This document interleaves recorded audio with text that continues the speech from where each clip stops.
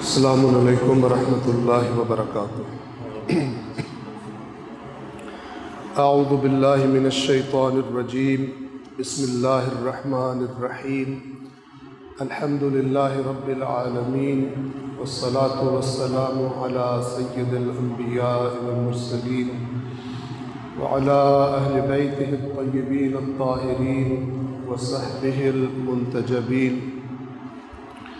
قال اللہ تعالی فی القرآن الحکیم وهو اصدق القائلین۔ اعوذ باللہ من الشیطان الرجیم، بسم اللہ الرحمن الرحیم۔ وَإِذْ قَالَ اللَّهُ يَا عِيسَى ابْنَ مَرْيَمَ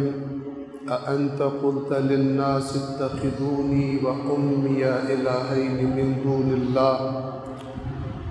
قال سبحانك ما يكون لي أن أقول ما ليس لي بحق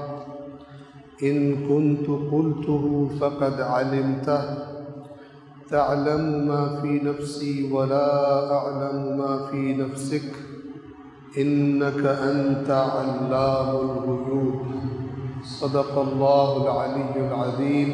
صلوات پڑھیں محمد و آل محمد۔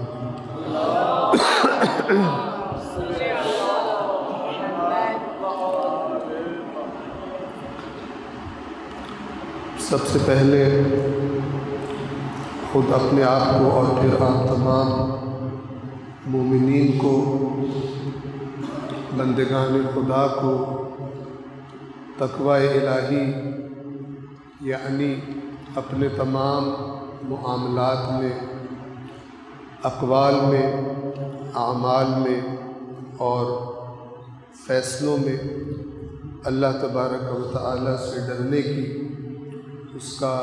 اس کی رضا اور ناراضگی کا لحاظ رکھنے کی تاکید اور نصیحت کرتا ہوں۔ آج کے اس پہلے خطبے میں قرآن کریم کی چند آیات اور ان آیات کے بعد دو روایات آپ کی خدمت میں، بلکہ 3 روایات عرض کرنی ہے کہ انشاءاللہ کوشش کروں گا ان کو مکمل کر پاؤں۔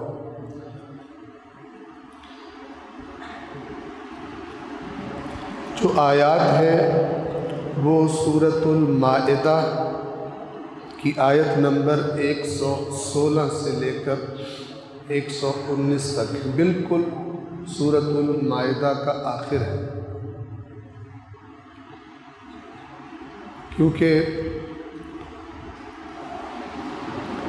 ماہ ذی الحج اب تمام ہونے کی طرف جا رہا ہے اور ایک انتہائی اہم مہینہ ماہ محرم الحرام شروع ہونے جا رہا ہے۔ تو یہ آیات اور روایات ذہن میں رکھتے ہوئے ہم انشاءاللہ اس مہینے میں داخل ہوں۔ قرآن کریم نے جو ہم سے پہلے کی امتوں کی تاریخ بتائی ہے، اس میں ایک بنی اسرائیل کا یعنی حضرت موسیٰ علیہ السلام کی قوم یہود، ان کا ذکر بہت زیادہ ہے قرآن میں، اور ان کے بعد حضرت عیسیٰ علیہ السلام کی قوم کا ذکر بہت زیادہ ہے قرآن میں۔ حضرت عیسیٰ کی قوم کے بارے میں اللہ تبارک و تعالی نے جو سب سے اہم موضوع بیان فرمایا ہے کئی مقامات پر قرآن میں، وہ موضوع یہ ہے، اس کا خلاصہ اور نچوڑ یہ ہے کہ حضرت عیسیٰ علیہ السلام کی قوم نے ان کے بعد اللہ کے آخری نبی کے آنے کے زمانے حضرت عیسیٰ جب آئے اور پھر وقت گزرتا رہا، جب اللہ نے ان کو اٹھا لیا اور حضرت محمد مصطفیٰ صلی اللہ علیہ وآلہ وسلم کا زمانہ آ گیا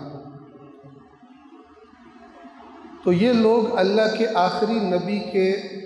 آنے کے زمانے تک حضرت عیسیٰ کے بتائے ہوئے دین کو کفر اور شرک میں تبدیل کر چکے تھے۔ یہ دونوں لفظ اللہ نے قرآن میں بڑے واضح طور پر حضرت عیسیٰ علیہ السلام کے ماننے والوں کے بارے میں استعمال کیے۔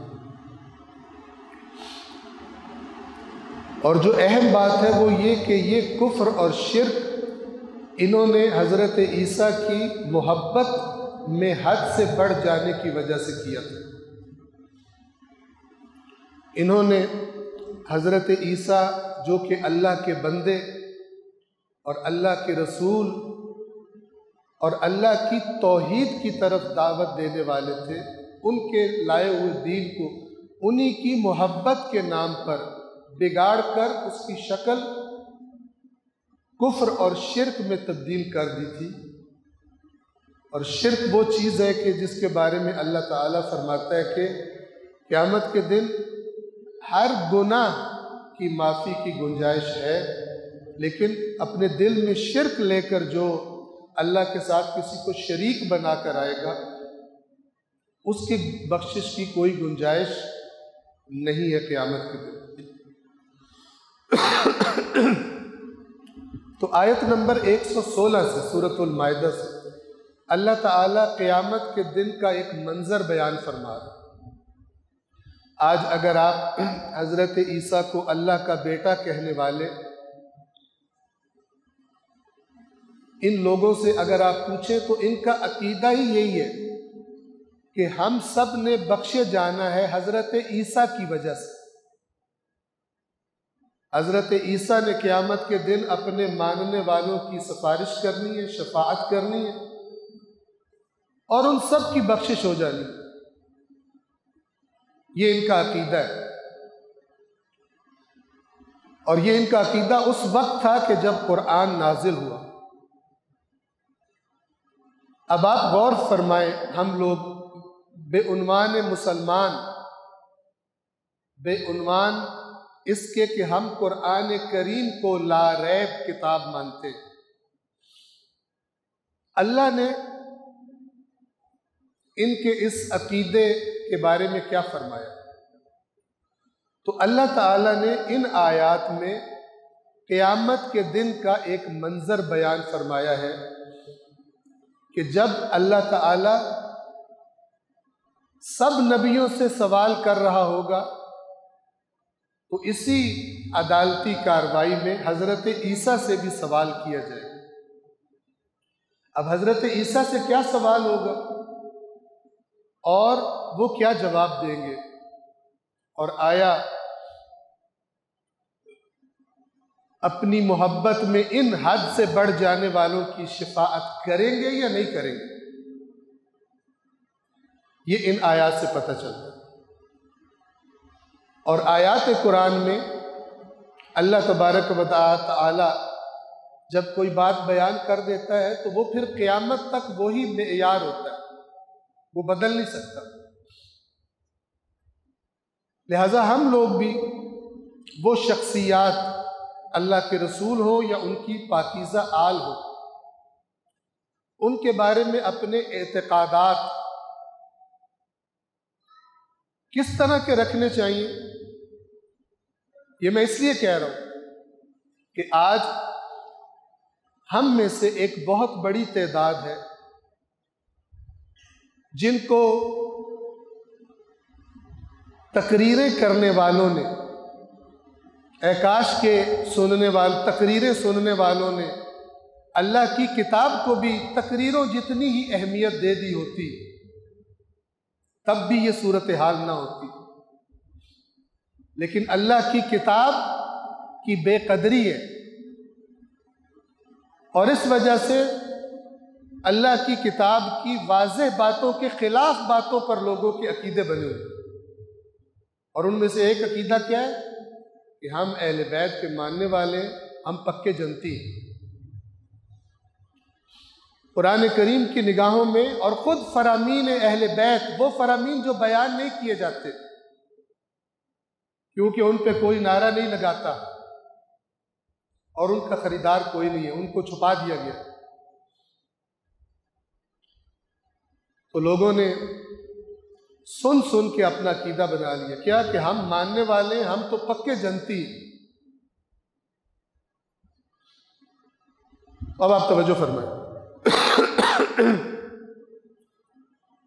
سورۃ المائدہ کی آیت نمبر 116 ہے، وَإِذْ قَالَ اللَّهُ يَا عِيسَى ابْنَ مَرْيَمَ، اور جب اللہ کہے گا اے مریم کے بیٹے عیسیٰ،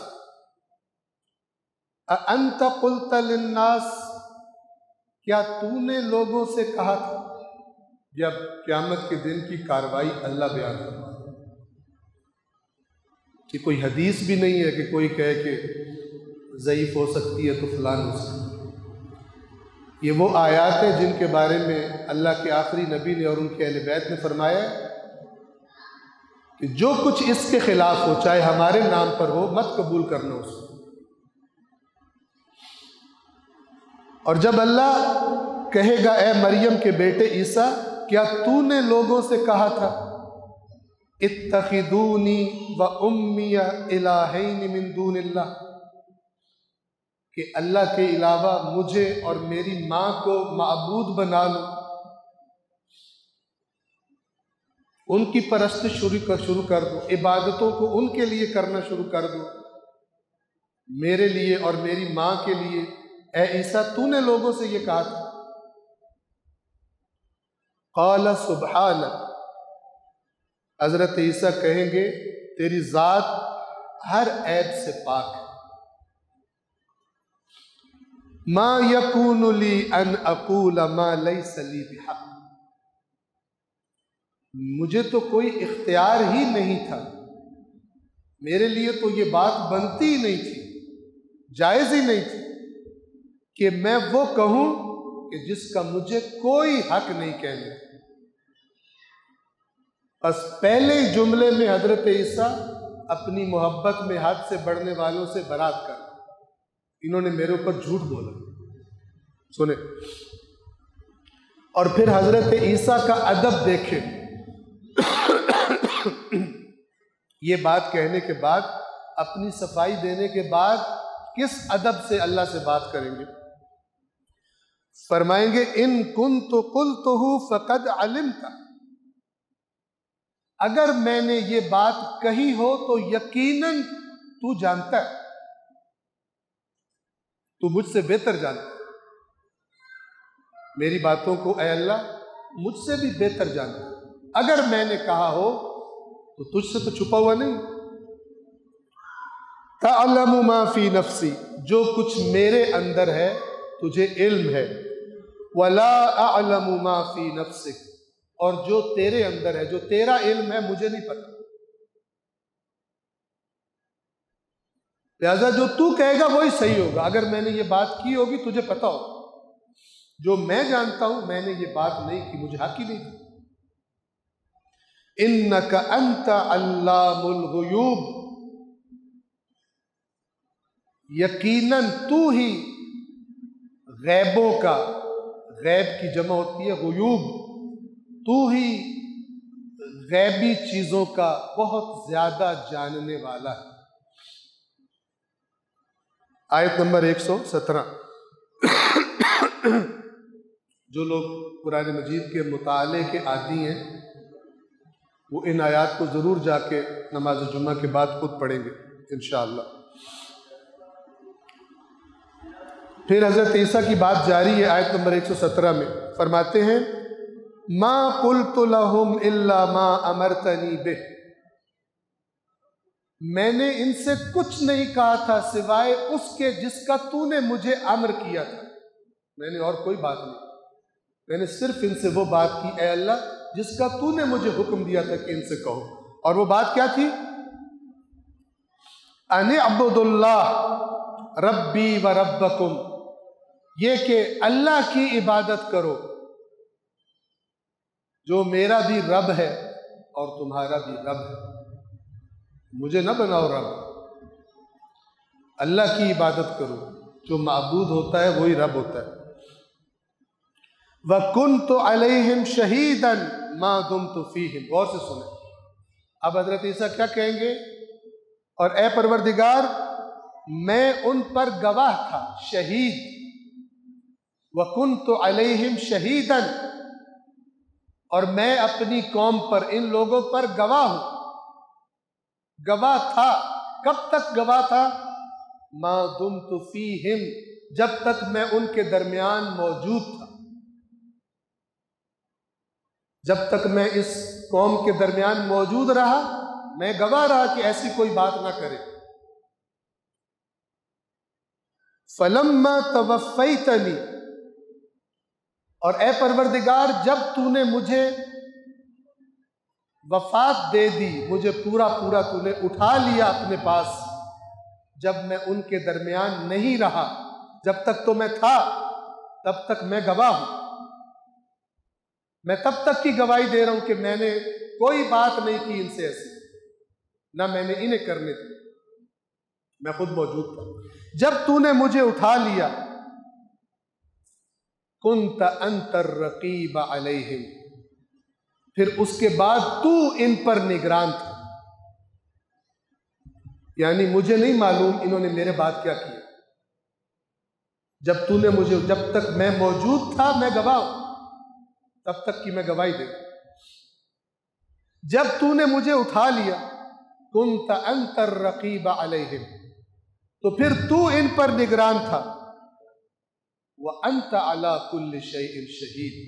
اور تو ہے جو ہر چیز پر گواہ ہے، دوسرا کوئی نہیں، میں تب تک کی گواہی دے رہا ہوں جب تک میں موجود تھا ان میں، جب تو نے مجھے اٹھا لیا پھر تو نگران تھا، اور تو ہے جو ہر چیز پر گواہ ہے۔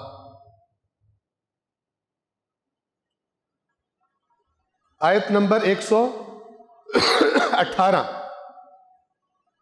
اب دیکھیں حضرت عیسیٰ یہ کہیں گے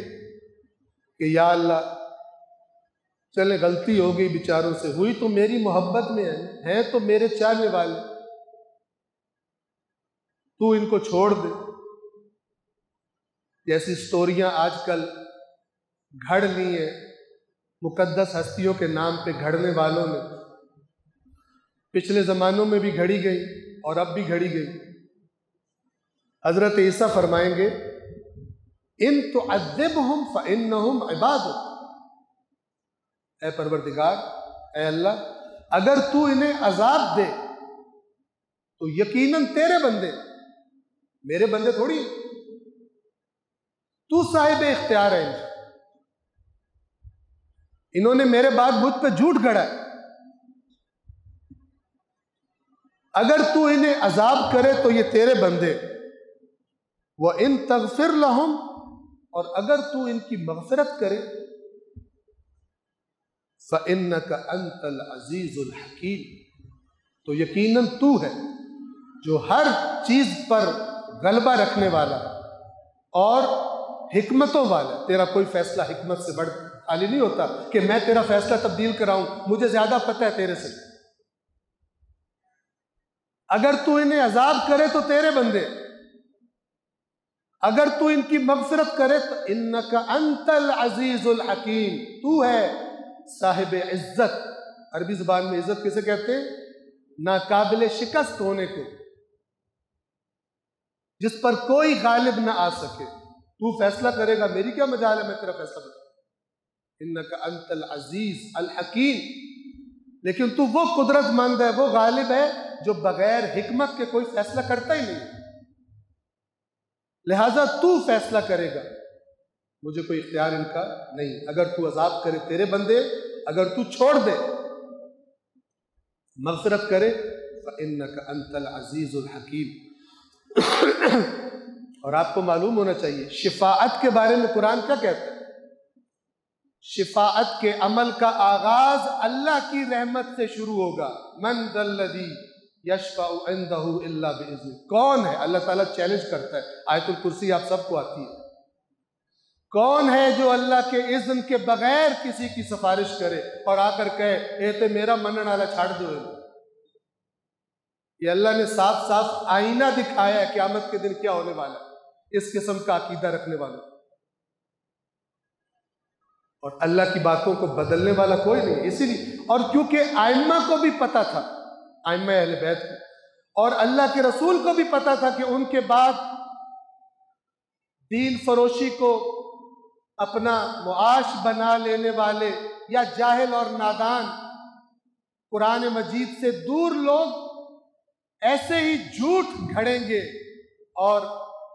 ہمارے ماننے والوں کو گمراہ کریں گے. انہوں نے تاکیدوں سے بھر دیے اپنے فرامین کہ اللہ کی کتاب کے خلاف کوئی بات ہمارے بارے میں قبول مت کریں. لہذا ہم کہا کرتے ہیں شیطان کو یہ بات بڑی اچھی سمجھ آ گئی تھی. اس نے پہلے امت کو قرآن سے جدا کیا کہ قرآن نہ پڑھیں اور نہ سمجھیں تاکہ جھوٹ کی مارکیٹ، جھوٹ کا بازار اچھی طرح گرم ہو کے چل سکے اور لوگوں کو پتہ ہی نہ چلے کہ جن کا نام لیا جا رہا ہے انہوں نے یہ باتیں کی بھی ہیں یا انہوں نے یہ باتیں نہیں فرمائی. صلوات پڑھے محمد والے.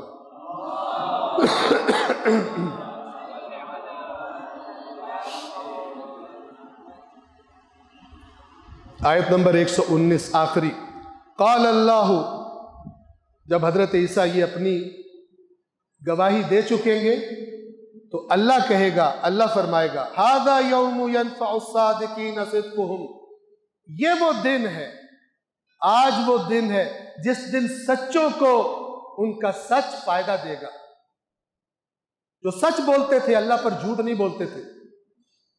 جنہوں نے اپنے بعد اپنے نبی پر جھوٹ نہیں بولا، آج سچوں کو ان کا سچ فائدہ دے گا. لہم جنات، ان کے لیے جنتیں ہیں، تجری من تحتها الانہار، جن کے نیچے نہریں جاری ہیں، خالدین فیہا ابدا، ہمیشہ ہمیشہ ان میں رہیں گے. رضی اللہ عنہم ورضوا عنہ، اللہ ان سے راضی ہو گیا اور وہ اللہ سے راضی ہو گئے. ذالک الفوز العظیم، اور یہی ہے عظیم کامیابی. اس کے بعد پہلی روایت شیخ توسی کی کتاب ہے الامالی جس کا نام ہے، اس میں نقل ہے یہ روایت کہ عن الاسبغ ابن نباتہ، مولا کے بڑے مشہور جلیل القدر صحابی ہیں اسبغ ابن نباتہ، یہ مولا سے روایت نقل کرتے ہیں. قال امیر المؤمنین علیہ السلام، یہ کہتے ہیں امیر المؤمنین علیہ السلام نے فرمایا، غور سے سنیں، اللہم انی بریء من الغلاۃ، کہ اے میرے اللہ میں غالیوں سے تبرہ کرتا ہوں، میں غالیوں سے بری ہوں. جو میرے بارے میں غلو کرتے ہیں، مجھے میرے مقام سے بڑھاتے ہیں، مجھے اللہ بنانے کے چکر میں ہوتے ہیں. اللہم انی بریء من الغلاۃ، اے میرے اللہ میں بری ہوں، میرا کوئی تعلق نہیں غالیوں سے. کبراءۃ عیسی ابن مریم من النصارى، بالکل اسی طرح جس طرح حضرت عیسیٰ نے برات کریں گے اپنے عیسائیوں نصارہ کے ساتھ، جس طرح وہ کہیں گے انہوں نے میرے بعد مجھ پہ جھوٹ بولے، اگر تو انہیں عذاب کرے تو تیرے بندے ہیں، اگر تو مغفرت کرے تو تو عزیز اور حکیم ہے، میں نے ان سے یہ باتیں نہیں کی تھی. تو وہ جو فرما رہے ہیں اللہم اخذلہم ابدا، اے پروردگار کبھی ان کا ساتھ مت دینا،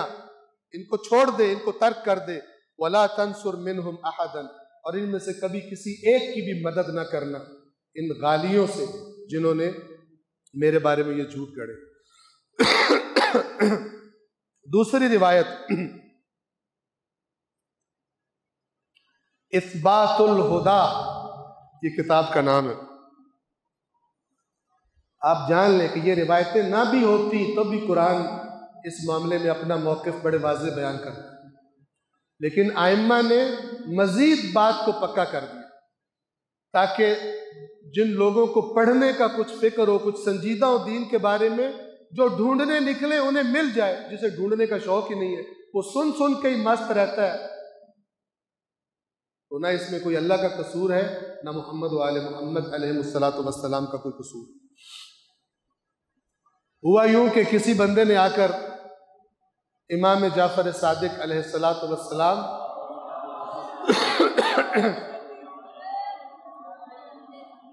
کو آ کر کہا کہ آپ کے بارے میں فلان فلان لوگ فلان شخص ایسی باتیں کر رہا ہے۔ ایک روایت کے لفظ یہ ہے کہ آ کے بتایا گیا جب حج پہ احرام باندھا گیا تو لوگ لبیک اللہم لبیک کہہ رہے تھے، تلبیہ پڑھ رہے تھے، اور فلان شخص اللہ کی جگہ آپ کا امام صادق کا نام لے کر لبیک کہہ رہا تھا۔ ایک روایت کے لفظ یہ ہے کہ یہ امام کو رپورٹ دی کسی نے آ کر، امام نے فرمایا انی عبد من عبد قن، الفاظ پہ غور کر، میں ایک عبد ہوں، ایک غلام ہوں، ایک بندہ ہوں، من عبد قن، ایک غلام کا بیٹا، اللہ کے غلام، میں اللہ کا غلام ہوں، عبد ہوں اور ایک اس کے غلام کا بیٹا ہوں۔ قن کسے کہتے ہیں؟ ایسا غلام جس کا ایک ہی مالک ہو، کوئی دوسرا مالک بھی نہ ہو، خالص ایک ہستی کا میں غلام ہوں۔ یہ میرے بارے میں یہ جرات کر رہے ہیں، مجھے اس کے ساتھ ملا رہے ہیں۔ جو لفظ اللہ کے لیے بولا جاتا ہے یہ میرے لیے بول رہے ہیں۔ ذمتنی الاسلاب والارحام، میں صلبوں میں رہا، صلب کہتے ہیں باپ کی ہڈی کو، اور ارحام رحم کی جمع ہے، رحم مادر کو، شکم مادر کو، جہاں بچہ ہوتا ہے اللہ تعالیٰ اس کی تخلیق کرتا ہے۔ فرمایا مجھے صلبوں میں اور رحموں میں رکھا گیا، میں اللہ کا بندہ ہوں، یہ کیوں میرے بارے میں جھوٹ بولتے ہیں؟ وَإِنِّي لَمَيِّتٌ، اور یقیناً مجھے موت آئے گی، وَإِنِّي لَمَبْعُوثٌ، اور یقیناً مجھے پھر زندہ کر کے اٹھایا جائے گا، ثُمَّ مَوْقُوفٌ، پھر مجھے روکا جائے گا قیامت کے دن، ثُمَّ مَسْئُولٌ، پھر مجھ سے سوال کیا جائے گا۔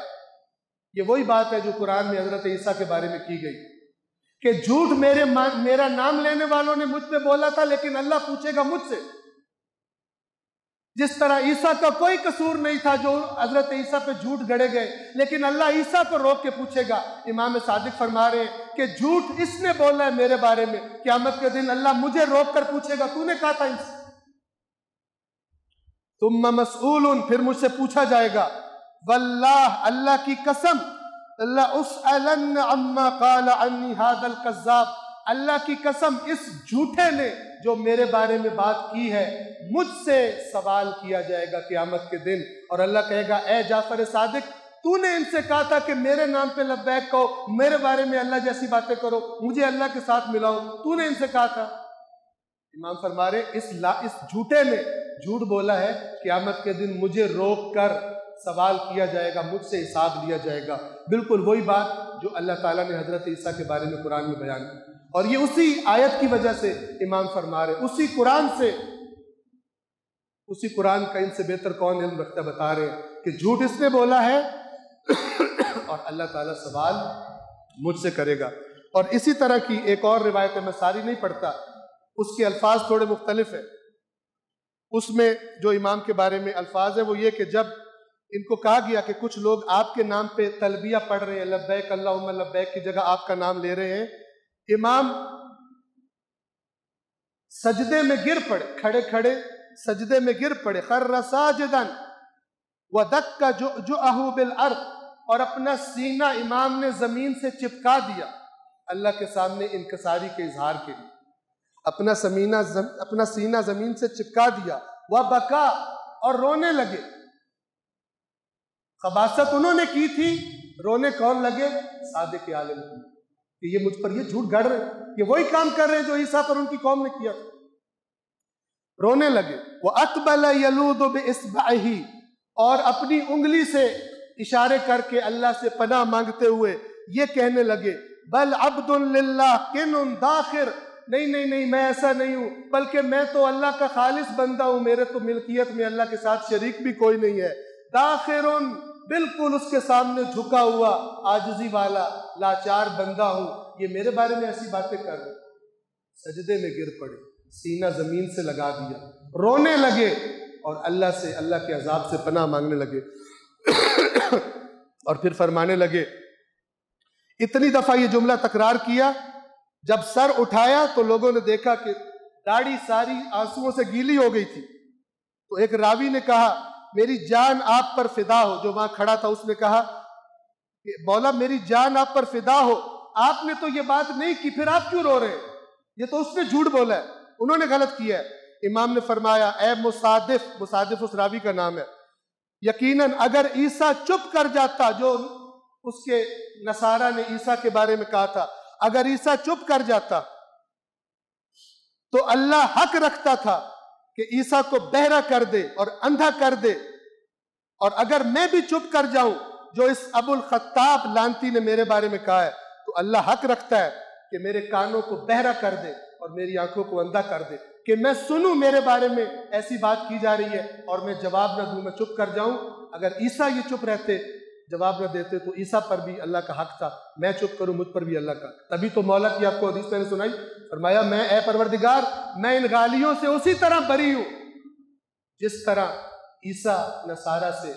برات کریں گے اور اللہ تعلق کا قیامت کے دن اظہار کریں گے۔ اللہ تبارک و تعالی دوسری چیزوں سے پہلے اللہ کی کتاب میں بیان شدہ واضح اور روشن آیات کو پڑھنے کی اور اللہ تعالیٰ کو کم اہمیت، اس کی باتوں کو، اس کی آیات کو کم اہمیت نہ سمجھنے کی اللہ تبارک و تعالی ہم سب کو توفیق عطا فرمائے۔ قیامت کے دن کسی کے پاس اتنا واضح بیان کر دیا گیا ہے، کسی کے پاس کوئی جواب نہیں ہوگا کہ میں نے تو فلانے ذاکر کو سنا تھا، تو میں نے فلانے مولوی کو سنا تھا، کسی کے پاس کوئی جواب نہیں ہوگا۔ پروردگار عالم آیات قرآن میں غور و فکر کی ہم سب کو توفیق عطا فرمائے۔ بسم اللہ الرحمن الرحیم، والعصر ان الانسان لفی خسر الا الذین آمنوا وعملوا الصالحات وتواصوا بالحق وتواصوا بالصبر۔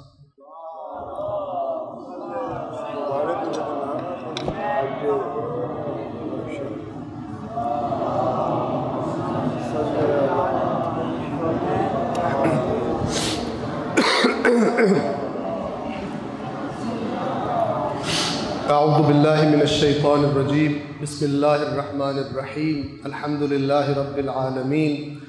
بارئ الخلائق اجمعین، والصلاة والسلام علی نبیہ وصفیہ وحافظ سرہ ومبلغ رسالاتہ سیدنا ونبینا ابی القاسم محمد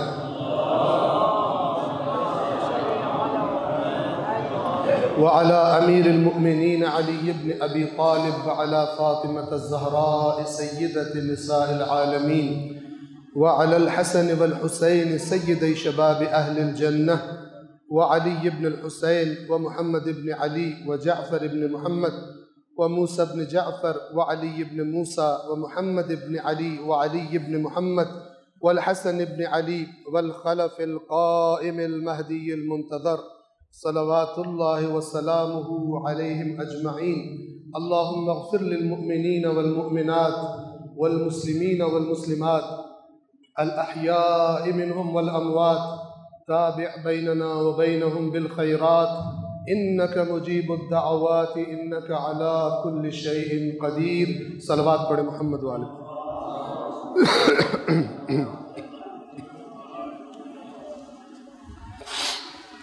انتہائی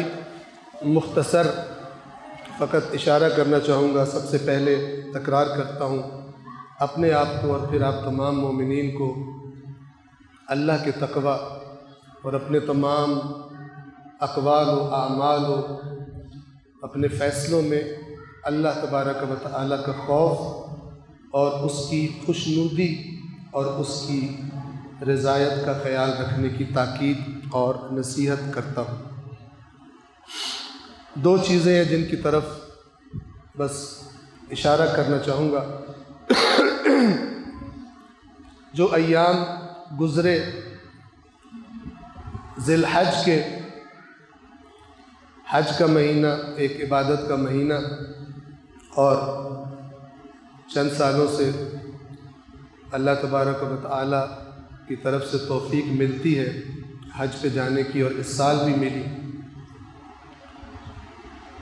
حج کی داستان طولانی داستان ہے اور ابھی بیان کا وقت بھی نہیں ہے۔ فقط ایک چیز جو ایک طرف سے اس عبادت کی عظمت کو جب انسان دیکھتا ہے اور دوسری طرف حج پہ جا کر جو کچھ دیکھا، اس میں ایک معاملہ خاص طور پر بہت ہی تکلیف کا سبب بنا کہ جب ساری دنیا سے لاکھوں مسلمان تمام مسالک سے تعلق رکھنے والے شیعہ، اہل سنت، سب جمع تھے، ایک ہی کعبے کے گرد سارے اختلافات کے ہوتے ہوئے ایک ہی کعبے کے گرد چکر لگا رہے تھے، ایک ہی صفا مروہ کے درمیان صحیح کر رہے تھے، 9 ذی الحج کو ایک ہی میدان عرفات میں جمع تھے، 9 اور 10 ذی الحج کی درمیانی رات سب عرفات سے نکل کر مزدلفہ یا مشعر الحرام میں تھے، اور 10 ذی الحج جو عید کا دن بھی ہے، سب شیطان کو کنکریاں مار رہے تھے، شیطان کو، اور شیطان سے اظہار برات کر رہے تھے۔ لیکن اس پوری حج میں کوئی نہیں تھا کہ جو ان حاجیوں کو مظلوم فلسطینیوں کی مظلومیت کی طرف متوجہ کرتا۔ ایک آدھی ہلکی پھلکی جمعے کے خطبوں میں دعا کروا دی گئی، اس کے علاوہ کچھ بھی نہیں۔ حالانکہ مسلمانوں کے اتنے بڑے اجتماع میں یہ طاقت تھی کہ اگر ان کی کوئی تربیت کرنے والا ہوتا تو یہ اپنے اپنے ملکوں میں جب واپس آتے تو اپنے اپنے حکمرانوں کے لیے اوقات کو سخت کر دیتے اس معاملے میں کہ تم کیوں چپ ہو، اور تمہارے اندر اتنی صلاحیت نہیں ہے، تم اتنے نااہل ہو کہ ایک اللہ اور ایک نبی کا کلمہ پڑھنے کے باوجود تم سارے اکٹھے ہو کر ایک پالیسی نہیں بنا سکتے، ایک قاطعانہ فیصلہ صادر نہیں کر سکتے ان مظلوم فلسطینیوں کی حمایت میں اور ان عالمی بدماشوں اسرائیل اور امریکہ اور ان کے اتحادیوں کے خلاف۔ تو یہ تکلیف دہ امر تھا۔ اللہ تبارک و تعالی مہدی منتظر علیہ السلام کے ظہور میں تعجیل فرمائے تاکہ اس دنیا میں عدل و انصاف کا قیام ہو اور ظلم اور بربریت سے انسانوں کو نجات حاصل ملے۔ اور جب تک وہ نہیں آتے، پروردگار ہر ظلم کے خلاف اپنے مولا کی وصیت پر عمل کرتے ہوئے کہ ظالم کے دشمن اور مظلوم کے مددگار رہنا۔ مذہب نہیں بتایا مولا نے، صرف بتایا کہ ظالم کے تم نے دشمن بننا ہے اور مظلوم کے مددگار بننا ہے۔ اور دوسری چیز جس کی طرف اشارہ کرنا چاہوں گا، شروع میں بھی پہلے خطبے میں کر دیا، وہ آنے والا مہینہ ہے محرم الحرام۔ آپ مجالس سنیں گے، آپ ذاکرین کو سنیں گے، مولویوں کو سنیں گے، علماء کو سنیں گے، ایک کام ضرور کر لیں، امام حسین علیہ السلام کے اپنے خطبے جن کا اردو میں ترجمہ ہو چکا ہے، مدینے سے لے کر کربلا تک امام کی اپنی گفتگو کیا تھی، پہلے وہ پڑھ لیں، پھر ذاکروں مولویوں کو بھی سنیں،